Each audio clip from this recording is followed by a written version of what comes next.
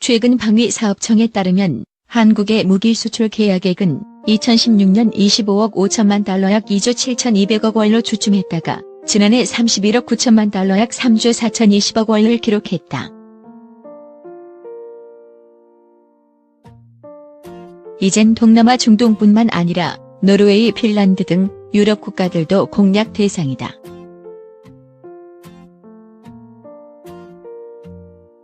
아직 반도체, 자동차, 스마트폰 같은 주력 수출 품목에는 못 미치지만 최근 10년 증가 추이는 희망적이다.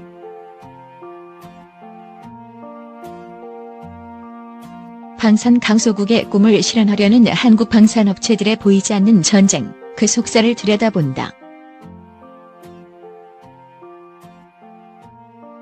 18일 오전 11시 경남 창원시 성산구 공단로의 하나지성방산 K9 자주포 생산 공장.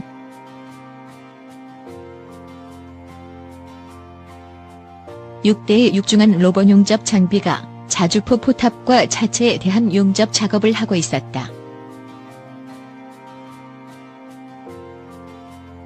컨베이어 벨트에 실려 부품을 조립하는 자동차와는 달리 완성되면 약 47톤에 이르는 자주포는 특수장비에 들려 공정 구간을 옮겨가며 작업이 이어졌다.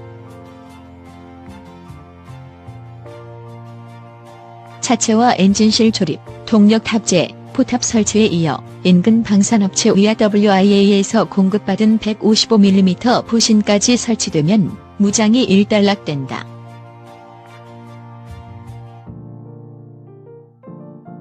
한 해에 몇 대가 생산돼 국방부에 납품되는지는 기밀사항이다.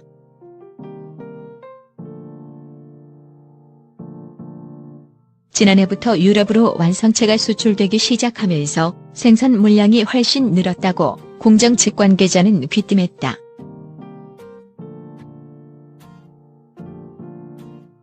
노르웨이, 핀란드까지 진출하는 한국 무기.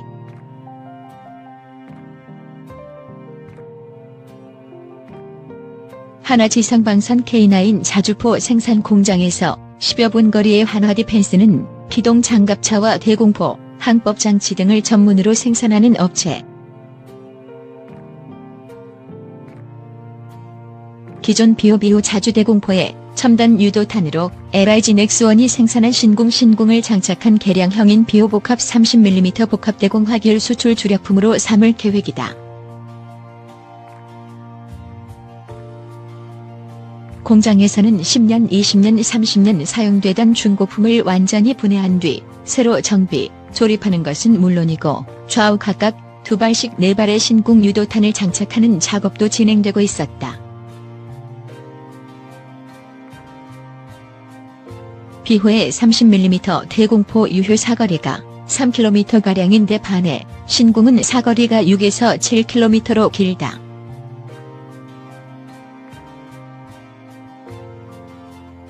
무엇보다 20km 밖에서부터 표적을 추적했다가 신궁으로 타격하는 능력을 갖췄다고 송병근 생산팀장은 설명했다.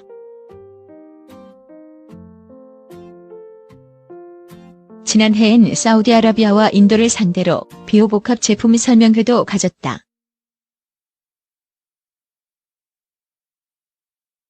사우디에는 고온과 사막먼지에 강하게 하는 등 맞춤형 제품을 만들어 시장을 공략할 것이라고 한다.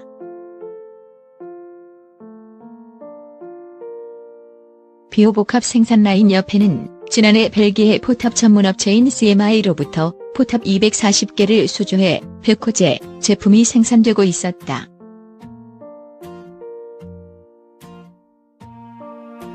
CMI가 더 선진 업체지만 성능이 뒤지지 않으면서 가격이 낮아 수주할 수 있었다는 게 회사 측 설명이다.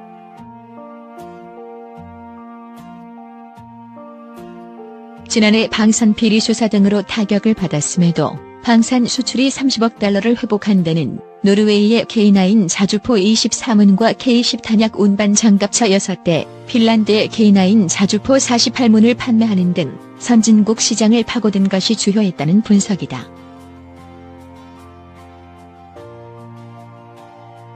하나지성방산이 2000년 터키와 2014년 폴란드에 수출한 바 있지만 차체 등 일부만 판매됐고 완전체가 유럽에 수출된 것은 지난해가 처음이다.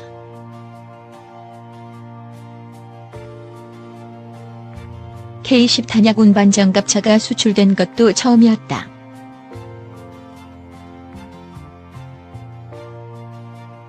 북유럽 국가들이 전통의 방산 강국으로 꼽히며 같은 유럽 선진국인 프랑스, 독일, 영국 대신에 한국을 선택했다는 건 상징성이 크다.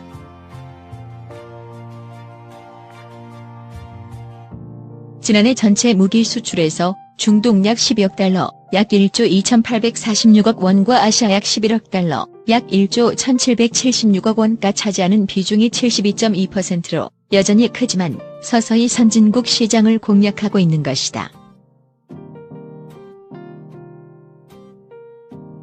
31억 9천만 달러 수출은 방사청 개청 당시인 2006년 2억 5천만 달러에 비해 13배가량 증가한 것이다. 기술 이전에 호의적인 국가의 제품을 쓰겠다.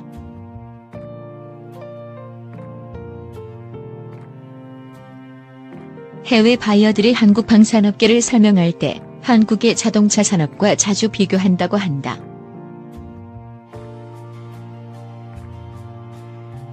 방산 역사가 짧고 기술력도 선진국과 차이가 있지만 비용 대비 성능으로 소비자 만족도가 높다는 것이다.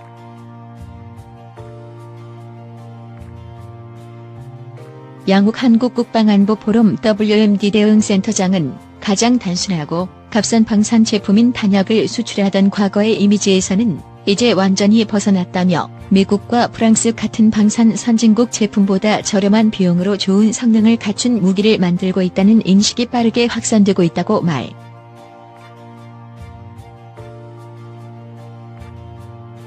북한과 대치 중이라는 점도 한국산 무기 수출의 장점으로 작용한다.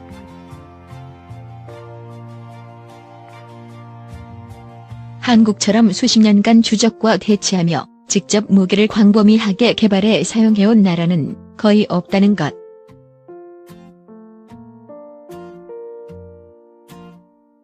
이종호 건양대 군사학과 교수는 정보기술 IT 분야를 중심으로 첨단 과학기술이 강한 나라가 북한이란 군사강국과 맞서기 위해 개발했다는 점도 한국산 무기에 대한 신뢰를 키우는 요소라고 말했다.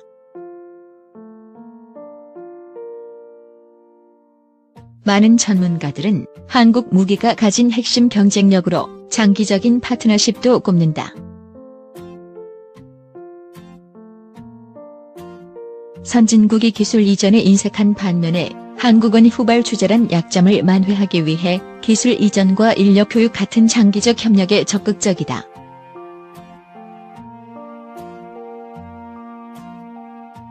사우디아라비아, 아랍에미리트 UAE, 카타르 같이 오일 달러를 보유한 중동 산유국이나 아시아 개도국들이 장기적이고 자체적인 국방 역량을 키우기 시작하면서 한국 선호 현상은 더욱 뚜렷해질 수 있다는 분석이다.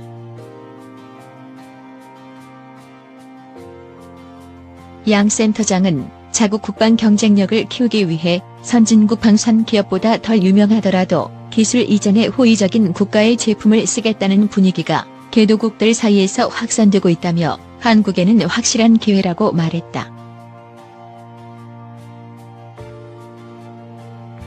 한국 방위산업 경쟁력이 높아지고 수출의 밑거름이 된 데는 다변화 고부가가치 전략도 꼽힌다.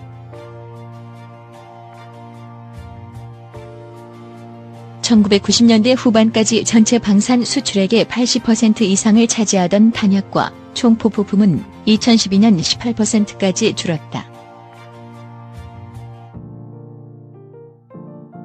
그 대신 자주포와 항공기, 함정 등 고성능 무기의 해외 수출이 크게 늘어났다. 2011년 T-50 인도네시아 수출 계약으로 한국은 세계에서 6번째 초음속 고등훈련기 수출국이 된 것이 대표적이다.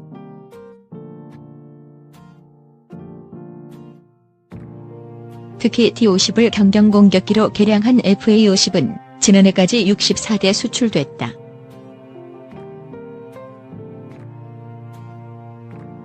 $23억 3천만 달러 약 2조 5,600억 원어치로 국산 무기 누적 기준 최대 수출액이다. 북한 이상을 봐야 무기 수출 경쟁력 커진다.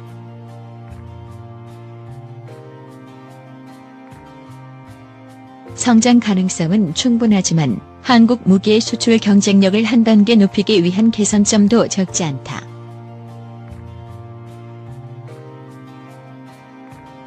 대표적인 것이 좁은 범용성이다.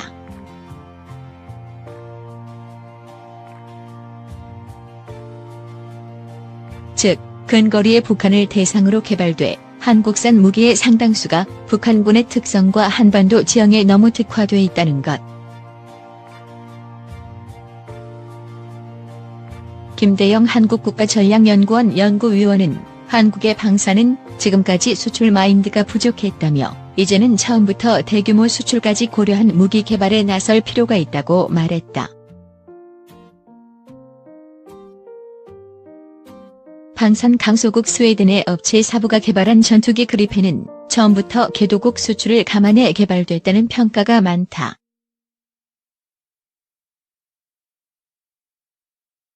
무장 방식과 엔진 구성 등이 스웨덴만의 특성보다는 국제적 표준을 훨씬 더 적극 반영했다는 것이다. 실제로 사부는 2016년 10월 브라질과 54억 달러 규모의 그리펜 수출 계약을 체결하는 성과를 올렸다.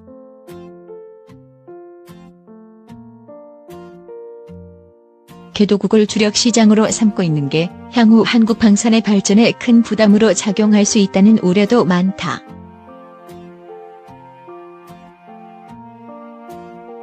시장의 성장 가능성은 큰 장점이지만 계약 체결 과정과 조건이 불투명하다는 것.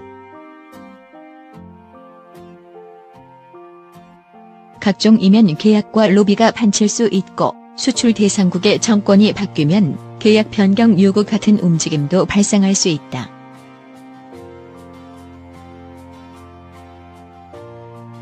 김 연구위원은 자칫 잘못하면 이른바 방산 비리가 터질 수 있는 요소가 개도국 무기 수출에는 존재한다며 이런 점을 어떻게 제도적으로 보완할지에 대해 정부와 방산기업 모두 고민해야 한다고 말했다.